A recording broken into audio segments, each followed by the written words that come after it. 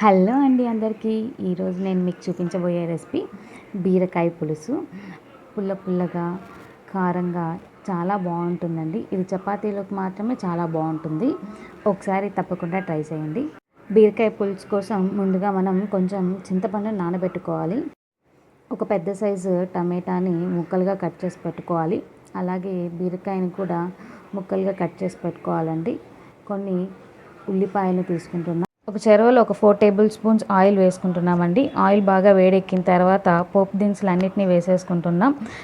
అలాగే మనం ముందుగా కట్ చేసి పెట్టుకున్న బీరకాయ ముక్కలు అలాగే ఉల్లిపాయలను కూడా వేసేసుకుంటున్నామండి. ఆయిల్ ముక్కలకి బాగా పట్టే విధంగా బాగా మిక్స్ చేసుకుంటున్నాం. ఈ ముక్కలు బాగా ఉడకడం కోసం మనం కొద్దిగా నీళ్లు వేసుకుంటున్నామండి. మసాలా ప్రిపరేషన్ కోసం ఒక మిక్సీ జార్లో 2 టేబుల్ స్పూన్స్ ఎండు కొబ్బరిని తీసుకుంటున్నాం. అలాగే కొద్దిగా ధనియాల పొడి, తగినంత ఉప్పు కూడా తీసుకుంటున్నామండి. ఇది మెత్తగా మనం ఫైన్ పౌడర్ లాగా చేసేసుకోవాలి. తర్వాత ఇందులో మనం ముందుగా కట్ చేసి పెట్టుకున్న టమాటా, పచ్చిమిర్చి కూడా వేసుకొని బాగా మెత్తగా పేస్ట్ చేసుకోవాలండి. తర్వాత ఈ పేస్ట్లో కొంచెం పసుపు కూడా యాడ్ చేసుకుంటున్నాం. బీరకాయ ముక్కలు బాగా ఉడికించుకోవాలి. ఉడికిన తర్వాత కలర్ కూడా చేంజ్ అవుతాయండి. ఈ విధంగా ఉడికిన తర్వాత ముందుగా మనం ప్రిపేర్ చేసి పెట్టుకున్న మసాలాని మొత్తాన్ని ఈ బీరకాయ ముక్కల్లో వేసేసుకుంటున్నాము.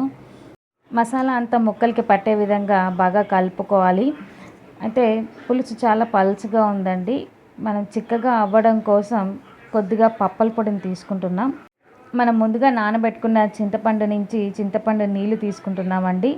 ఇందులో 2 స్పూన్ల ఉత్త పప్పల పొడిని, కారం ఏమీ కలపలేదండి, ఉత్త పప్పల పొడిని మాత్రమే తీసుకుంటున్నాము. ఉండలు లేకుండా బాగా కలుపుకోవాలండి. ఈ విధంగా కలుపుకున్న మిశ్రమాన్ని మొత్తాన్ని మనం బీరకాయ పులుసులో వేసేసుకుంటున్నామండి.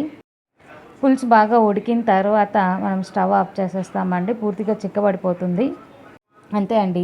ఎంతో టేస్టీగా ఉండే బీరకాయ పులుసు చపాతీలోకి మాత్రమే బాగుంటుందండి. ఇది రైస్లోకి ఏమాత్రం బాగుండదు. ఒకసారి తప్పకుండా ట్రై చేస్తారు కదా.